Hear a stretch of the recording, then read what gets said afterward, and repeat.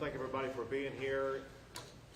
I want to thank everybody for being here, and especially all of the officials who gathered behind me, who participated in updating the status of what's going on, where we are, where we're going, what's needed, things like that.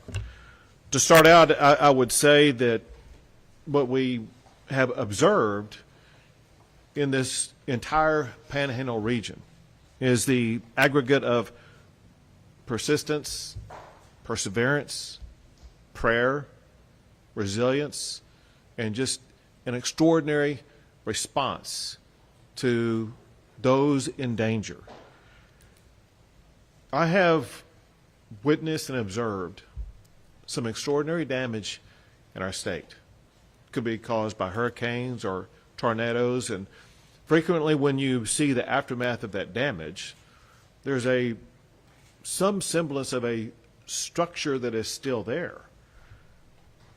When you look at the damages that have occurred here, it's just gone, completely gone. Nothing left but ashes on the ground. So those who are affected by this have gone through utter devastation. They are going through challenges that others cannot comprehend. They need our ongoing support, our ongoing assistance, and our ongoing prayers as they and we all work together to help this entire Panhandle region rebuild and return to the normalcy that's enjoyed out here all the time.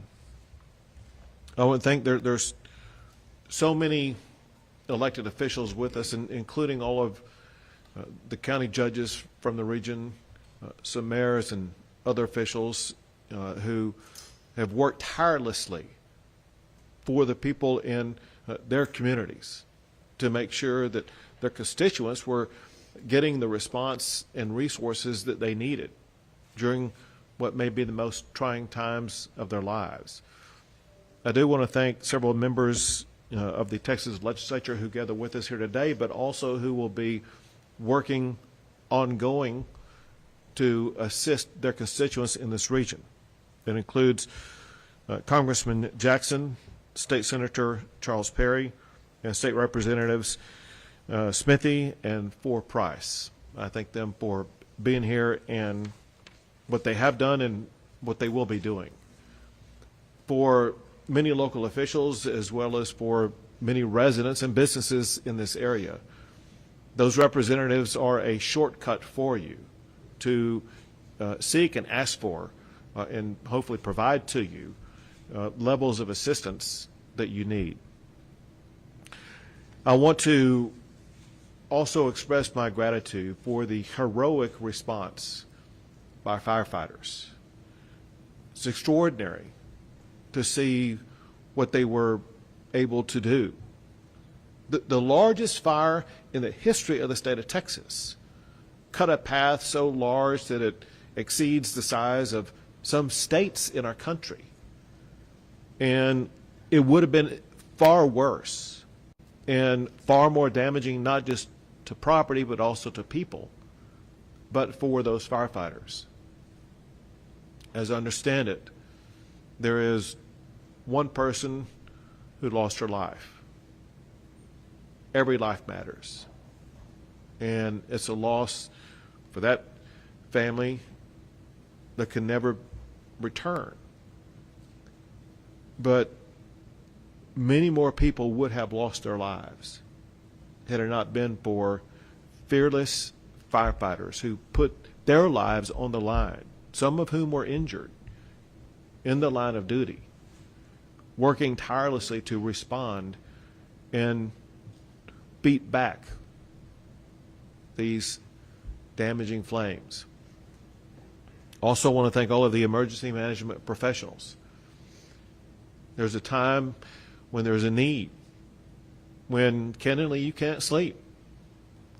Emergencies don't have a start time and an end time like 9 to 5. They're 24/7. And these emergency management responders have been responding to this emergency around the clock in every community across the Panhandle to make sure that their needs were met. Along those lines, I want to thank the Emergency Management Director for the state of Texas, Chief Nim Kidd, who you'll hear from here shortly. But he himself is a former firefighter.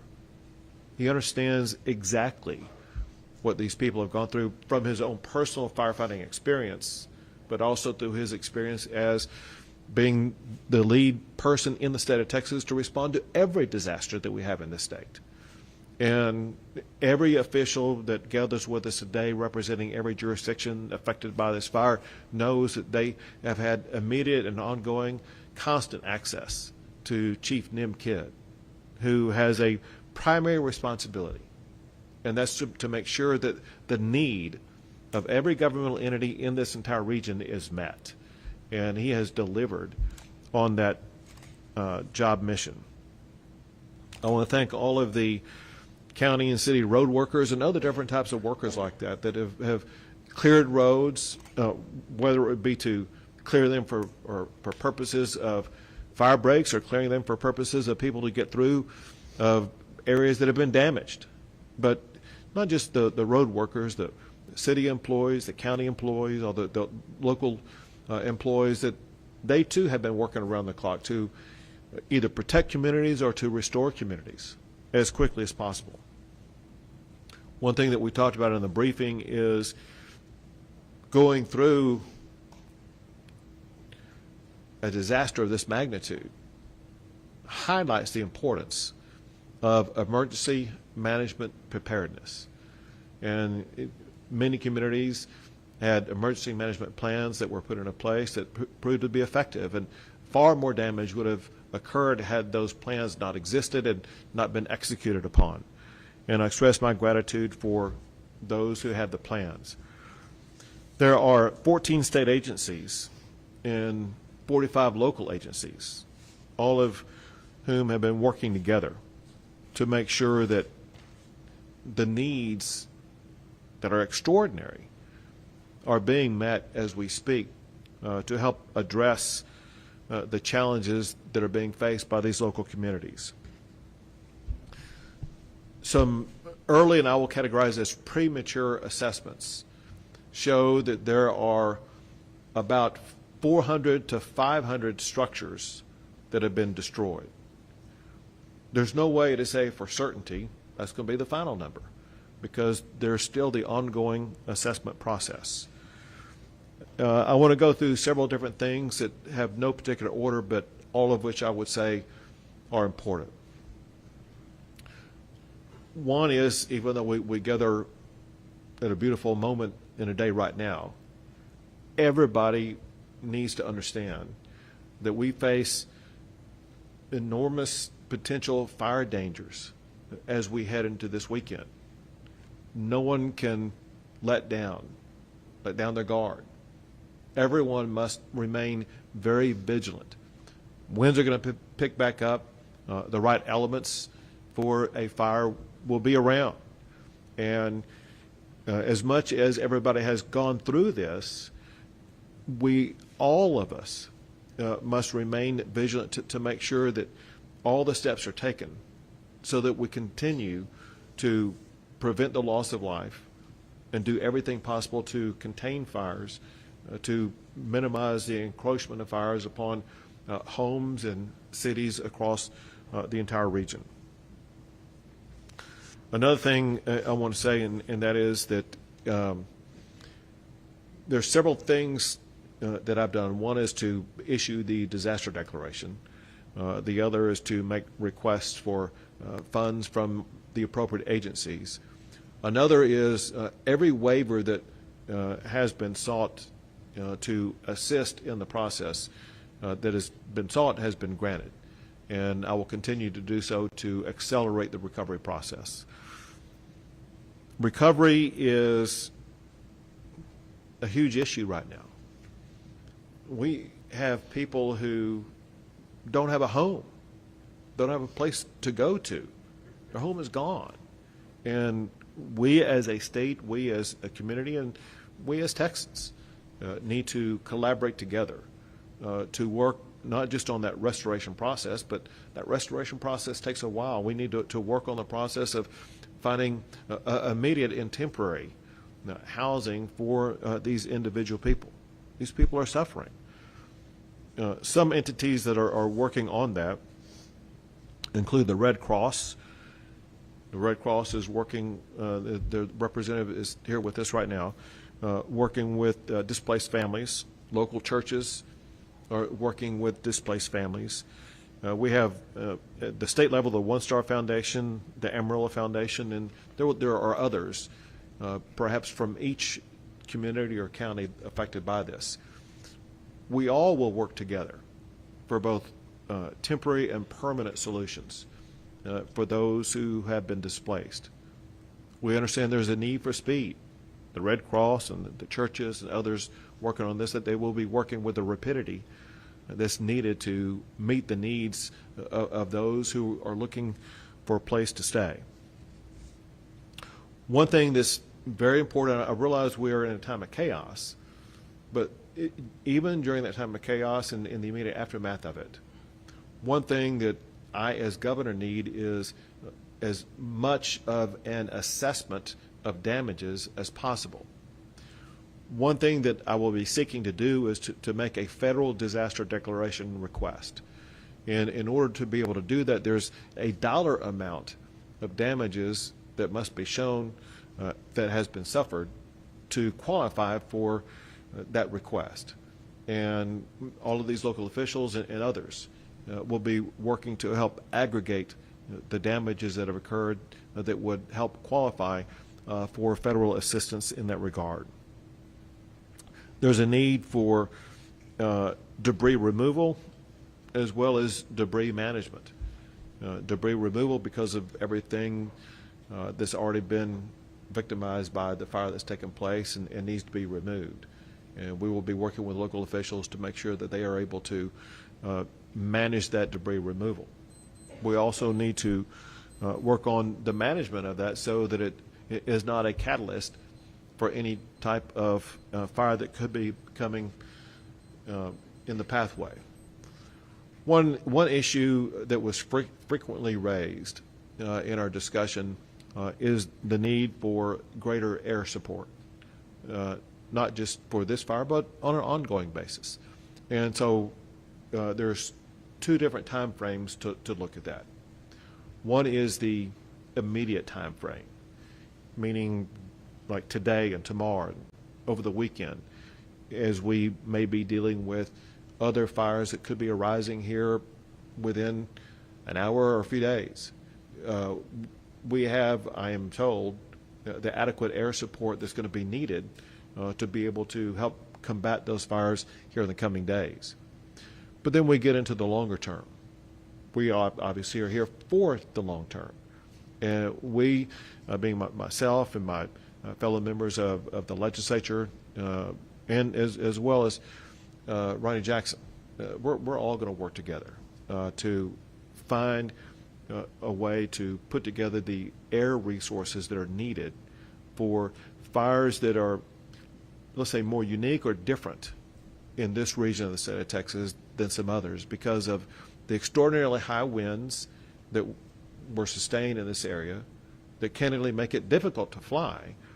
But there have to be planes available that can fly through those heavy winds, that can lay down the retardant or the water that's needed in order to be able to contain and reduce fires. So just know that we know that's a long-term solution that must be addressed, that we will work on. And again, just to repeat myself, we are prepared as we speak right now for immediate needs for air cover in the event that fires do arise here in the coming days. One thing that was stated repeatedly that's been a tremendous help is the amount of hay that has been provided from other areas, other states. And I don't have a list of the states, but I do want to say this. If there's any state, any city, any community that's provided hay, as governor of Texas, I want to say thank you for your help. but also please send more. We don't know how long we're going to be going through this situation with inadequate hay for this region. So everybody here is very grateful for what's been provided, but we could use more. And we will continue to work on fire mitigation plans, both in the short term and in the long term. There's more to cover, but at this time I'm going to pass it off to Hutchinson County Judge Cindy Irwin. So I just want to start by saying thank you to Governor Abbott for coming up today, and Chief Kidd for the continued support from day one that we've received from all the agencies. I've got the area judges behind me here, and we can't say enough about the support that the agencies in Texas have given to us. It's amazing. It was from day one. What can we do to help you? And we appreciate that so much. I want to really say a great thank you to our emergency management here in Hutchinson County. They are top notch. Jerry Langwell, Jason Whistler, and Jason Pender, and our volunteer fire departments, they're amazing. They have saved our county, and all of the support that we've had from the other agencies that willingly come and just help us. We appreciate that. We can't say enough. So just thank you. Continue to pray for our Panhandle. We can use it. Thank you. Thank you, guys. Thank you. And Al Davis. Yes, sir. Thank you very much, Governor. First of all, I want to say that as the director of the Texas A&M Forest Service, our hearts really pine for you here in this region, and we wish you the best present in your recovery as we move forward. I want to say, Governor, that Texas A&M Forest Service really values the relationship that we have with the VFDs and all the locals and all the emergency response agencies, and working in support of Chief Kidd. We have a number of resources here on the ground to include aviation, equipment, and most importantly, people. So again, we're here preparing for this weekend. Thank you very much, sir. Now, Chief Kidd. Thank you, Governor. And I want to echo Director Davis's thoughts. Our hearts and prayers are with those that have been devastated by the largest fire in our state's history. And we're not leaving here until the fire is out and until we're well on the path to recovery, and we'll continue to support. A lot of our employees live in the Panhandle, and you see with the other state agencies that are behind us, their families are also impacted by these fires. I can't go any further without praising our firefighters in this area. The men and women that took off from their work and their jobs and left their homes and their families to go and fight fire, it's not just courageous, but they brought expert skill, expertise, training, and really put their lives in harm's way. Now, the governor said it earlier, I'm going to say it again. This is the most devastating wildfire by acreage in our state's history. But for those local first responders, it would have been bigger and it would have been worse. And so my heart's out for them. We will do everything in our power to continue to support them. Going forward, life safety is still our #1 priority. It's the safety of the community and the safety of the responders. I ask all those that will be watching these broadcasts, stay fire aware and weather aware. Continue to listen to these local officials behind you.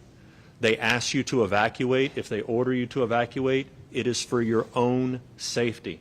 There is no wrong decision made in ordering an evacuation. And I can tell you, mayors and county judges have the toughest job on the planet in deciding when to do that. They get beat up all the time after the fact because your life got saved and your home got saved because you were asked to evacuate. But if you were asked to evacuate over this coming week or this coming weekend because of the fire conditions, please have a plan, know where you're going to go, and have your vehicle full of fuel and ready to go. Life safety is our #1 priority. Property protection is our #2 priority. Please continue to support your local responders and the state resources that we have brought in.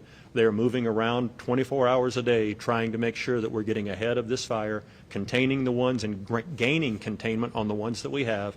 And I also need your help, and let's go through this weekend with no new starts. Over 90% of wildfires are human caused. We've got to get the message out, no new starts. We do not want to divert resources from our existing fires onto a new start fire. Finally, the state resources that are here have come from far and wide, Governor. We've got them from down as far as the Valley into Houston and in the Woodlands, San Antonio, up the I-35 corridor. We will continue to push resources in here, ground resources, heavy equipment, and aircraft in here as long as they're needed. As we focus on recovery, the recovery mission will be long-term. We need immediate terms right now. Thank you to all of the faith-based organizations that are stepping up with the sheltering operation, but sheltering will turn to temporary housing. We will continue to work with the state agencies that are not represented here yet, but will be, for state housing missions that we can work through, and our federal government partners. And finally, donations management is usually what we call the disaster after the disaster. Thank you very much to all of those that are donating. Please go to the websites and listen to your local officials about the donations that are needed, and continue to donate. And cash is always the right size and the right color. So thank you very much. Thank you. We'll take a few questions. Governor, recognizing there was extreme fire behavior, there were extreme winds, we've had a number of people that have told us that they felt as the fire approached, that there was little or no warning, and they felt even public safety didn't realize how fast things were moving. Were the warnings adequate? Was there anything that slowed or delayed them, and can anything be done to improve them as we have more fire incidents? Yeah, that's a very good question, and it's been asked a lot. And I want to, talking to our local partners here, your local TV meteorologists have been talking about fire conditions of last Tuesday for the last 7 to 10 days. Out of the state, we've been pushing those messages out since the Thursday before the fire happened. Listen, this is where it has to be a partnership between the elected officials and the appointed officials, you as the media, and our citizens. That message has been broadcast, and it will continue to be broadcast, and I need you to continue to get it out. But I also need your help in convincing people to pay attention sometimes. It is hard to get the attention of some of our citizens because we spend a lot of time on the phones looking at things that aren't important. Emergency notification systems are great. They are nothing like the situational awareness that I need you to help me instill in our community. We've said it multiple times today. Tomorrow's going to be a bad fire day. There will be people that will be caught by surprise for that, and I need your help in getting that message out. We will continue to push it. Governor, you mentioned one fatality, but we have heard additional reports of possibly a second fatality in Gray County. Could you try to clarify that for us? Sure. So I've heard about the possibility of the second fatality that you mentioned, but have not received confirmation of it yet, and hence I didn't want to report it. Governor, can you talk about the long-term impacting on livestock ranching here in the area?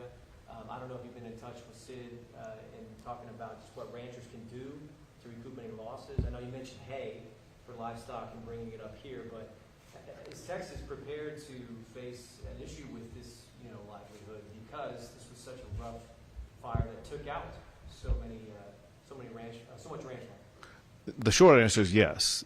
We're prepared to take whatever actions needed.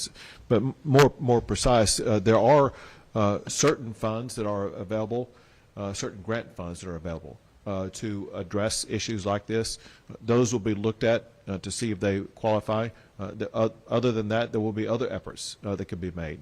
We know that the loss of cattle is extraordinary, but it goes beyond that. I mean, look at the grass they feed on. Look at the fences that kept them in. Different things like that. So we're looking at the big picture holistically about ways in which we can assist both the ranchers and the farmers to be able to recover from this.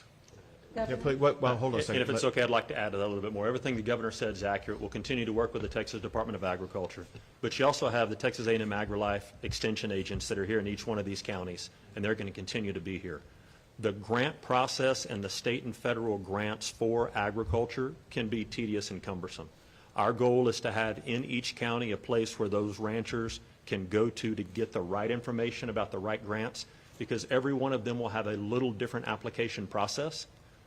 The short answer is we will continue to do our part to support them as much as we can, and we have the resources in place today for them to start talking to. Do you foresee, though, a long-term impact on meat production in this area because of what's happening? Do we foresee a long-term impact? I really think we need to ask the ranchers that. I mean, there's Roberts County, 90% of that county is burned, right? There's going to be an impact in that county. But for the independent producers, that's a conversation we need to have with them about what that short or long-term impact will be for their organizations. What steps can citizens take to mitigate fire damage to their properties? Great question. Al, you want to hit that? Certainly. The big thing is, first of all, we have a website, Texas A&M Forest Service. We also have grants, for individual homeowners to be fire wise, to do mitigation around their homes, to reduce fuels and what have you. So again, go to our website, Texas A&M Forest Service. It will give you some specific things that homeowners can do to be fire wise and to protect their homes. Where do the investigations stand for points of origin at this point in time for the multiple fires? I'm going to say we're going to continue to work with our local partners to do cause and origin determination. I would say all of that is still under investigation at this time, and I have received no official report yet. So you mentioned the cost as part of what will make this federal disaster. Does cattle and livestock count in that number? So, great question, and it's going to be a little bit of a complex answer. Under the Federal Emergency Management Agency, FEMA, livestock does not count towards those thresholds. And that's why we've put one of our team members from the Texas Division of Emergency Management in every county with every county judge to help the citizens and the ranchers be able to know what grant programs to go to. We will continue to open disaster recovery centers. We'll need your help getting that message out of where and when they will be so that the individuals, whether they're just a homeowner or a producer, can come and get the answers to those very complex questions. Governor, 10 years ago, the Fritch area had a devastating fire where we lost hundreds of homes.